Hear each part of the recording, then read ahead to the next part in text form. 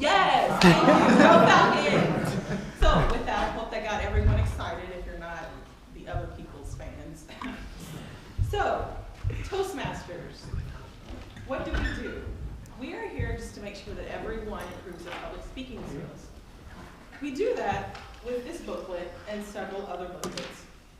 In this booklet, there are 10 speeches that you could individually prepare. So for example, last week, if you were here, my speech was about improving my vocal variety. Another topic would be how to research your speech, how to organize your speech. So we help you become a better speaker by allowing you to slowly progress through these different topics. In addition, we also have another booklet that's called the Competent Leader booklet that allows you to develop critical thinking skills, time management skills, all those skills you put on your resume that you may not really have to help get a job. So that's what we're here for. So anyone who's new, I bet you we're the club for free. Our meeting is organized by 3 categories, we should say. First is the prepared speeches. I did this on purpose. No. The prepared speeches. These are the people that have prepared speeches from this manual and other manuals. The second section is the evaluations. Those are the people that evaluate the people that have spoken. And these evaluations are nice. They're not evil, like, oh my gosh, you spoke too fast, or things like that. It's strictly gentle and nice. And the third one is my personal favorite, table topics. And I'll let the table topics master talk about that a little bit more later. That's awesome, Leach. But basically, we call you up to give a speech and you haven't really prepared, because sometimes in life you aren't prepared. So that's what we're here for. So without further ado, I'm going to introduce 3 people that probably don't get the most love in our organization. They're the reports committee. So first I'm going to introduce the Grammarian, who's Jeremiah, and he's going to tell you a little bit more about his role. First of all, I'm not always the grammarian, so I'm sometimes appreciated. Ubiquitous is the word of the day. Do you know how to spell that? Yeah, okay. Somewhat. Okay. It means existing or being anywhere. Okay. So, we're going to do something a little bit different because vocabulary is very important and it makes teachers like you and give you higher grades in your papers. Anyone who uses this word throughout the speech, Jeremiah is going to keep tallies beside your name. And whoever has the most, I'm going to give you guys a prize. You'll want the prize because I, really hate to depart. So just keep that in mind. Our next report committee person is the odd counter. So Grant, please stand up and tell us what you do. So I'm just going to count ahs and ums and filler words, like phrases like and stuff like that. So I'll be counting that during speeches. Great. The next person is our lovely timer, Emerson Lee. Where are you? Hi, Emerson. Hello. I just timed everything. And if you're on time, you get a green card. If you're running out of time, you get a yellow card. And if you're running out of time, I'll show you a red card. Okay. Thank you. So this will be more for later. If you get called to do a table topics, you're going to want to pay attention to the yellow, green, and red because it'll help you know when you're starting to go over time. So let's go ahead and get to the fun part. Alex has been preparing his speech for a while. He is in an advanced book, so even beyond this book, there are other manuals that you could do. And his speech is entitled Vroom. And he's going to give you tips on how to be a redneck. So let's welcome Alex to the stage.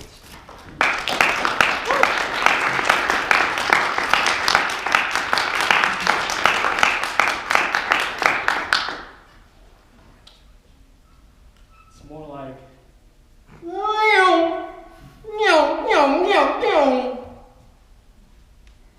my girlfriend dragged me to the Daytona International Speedway.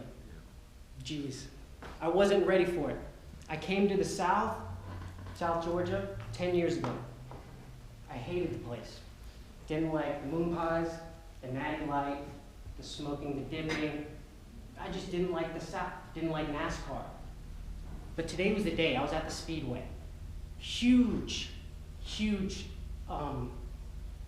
it looked just like the UGA Stadium, except cut in half with the NASCAR ring going around the middle, kind of like y'all are looking at me right now. The sounds were loud and obnoxious, so obnoxious that you couldn't even get away from them. When you went to the concession stands, it echoed even louder. Meow! Just like that. The people were coming in with their families, bringing in everything. Not like these games where you can't bring in food, drinks. They brought in everything. It was like a picnic, but the main course was alcohol. And that's when I immediately decided that I was a redneck as well. So that's my story of me coming to the South. There was a moment in time when I hated the South and NASCAR. Up until this point recently, a couple of years ago, when I went to the NASCAR event, and I loved the South and NASCAR. 10-year gap, wasted, ineffective time. Today I'm going to give you 2 tips, 2 simple tips you probably already know to help you cut down that time and increase your effectiveness. It took me many years of experience and moon pies and natty light to come up with these. So listen carefully. The first one, positive self-talk. Think about that, positive self-talk. Well, what's negative self-talk? What's your name? Ksenia. What if I were to say, you suck, in front of everyone? How do you feel? First one, I'm just kidding. Doesn't make you feel too good, right? What if I said, Ksenia, man, you are awesome. I want to be like you, and so does he, and him, and it. Everyone wants to be like you. How do you feel now? Pretty good. Okay, this is someone else talking to her. When you're talking to yourself, it's magnified 10 times. So this positive self-talk or negative self-talk means a lot. If you've seen Talladega Nights with Ricky Bobby, he says, shake and bake. Positive self-talk. If you look at the statistics, pro athletes, they all do this before a race, before practices, just to wake up in the morning and get ready for the day. Everyone should do this, positive self-talk. Method number 2. Think of the long-term benefits. Okay, guys, we have Google, we have our phones. You can look up benefits of anything. And a story that comes to mind right now is me riding public transportation. I came from a smaller town. We didn't have public transportation. I was kind of against it. I didn't want to ride next to people I didn't know. It's a little uncomfortable, kind of like giving humorous speeches for me. Sitting next to someone that might smell like they've been shucking oysters all night because that's their job. It was a little uncomfortable. But I thought about the long-term benefits, and now I get 30 minutes extra reading time each day. Think about these long-term benefits when you're doing something that you might not like. Jessica gave a speech last semester about swimming. She despised it. She feared it. And I remember her talking about self-talk. Did you talk about self-talk? She talked about self-talk. She was like, I didn't like this. I've had a fear of drowning since I was little. And she had self-talk every time to practice her swimming.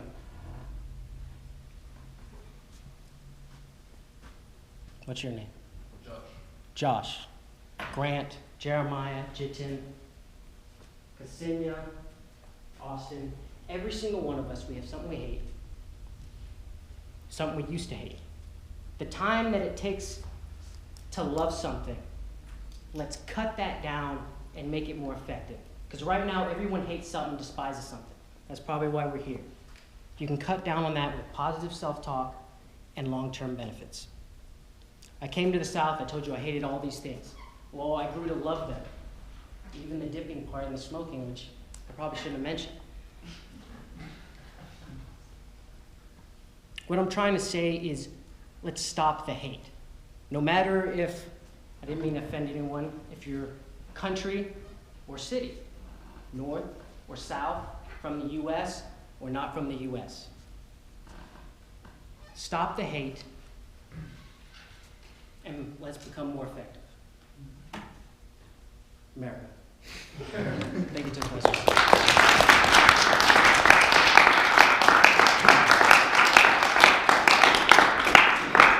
Good job, Alex. The minute I just looked at you, I was ready to laugh. Always so Thank you. well kept and non-redneck looking. So everyone will see there's a little sheet of paper right here. This is your chance to evaluate all the speakers that come up. So where it says first speaker, please evaluate Alex based on how funny he was and based on how well he was able to warm up the audience. So I'll give you guys a few seconds to do that, and then we'll get the appropriate people to put those up.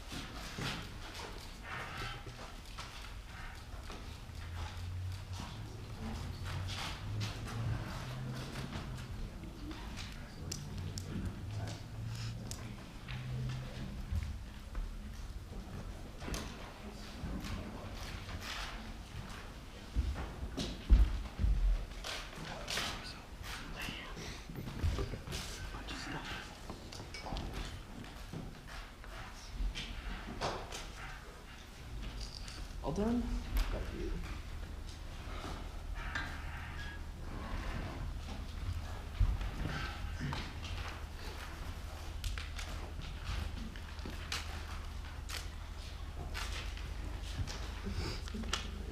No more, right? One more.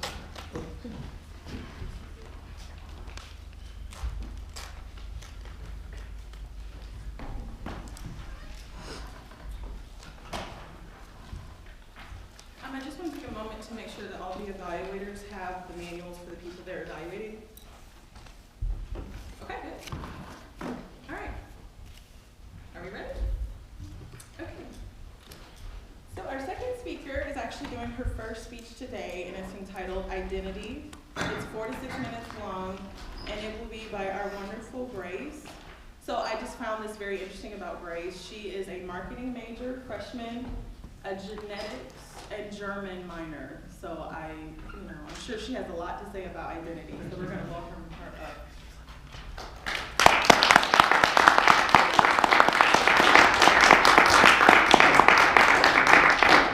All right. Identity. What is it? It's something that everybody has, something that is ubiquitous, and something that could be identified by one's talents, hobbies, sports, grades, or even university sports teams, unfortunately for us. But it is something that I have actually struggled with for as long as I can remember, because I never really thought that I had one. I always believed that I wasn't really good at any one thing. You always know that person who's super great at lacrosse or is just a genius and has above a 4.0 in high school and is valedictorian and knows what they're doing with their life, but I was never that person.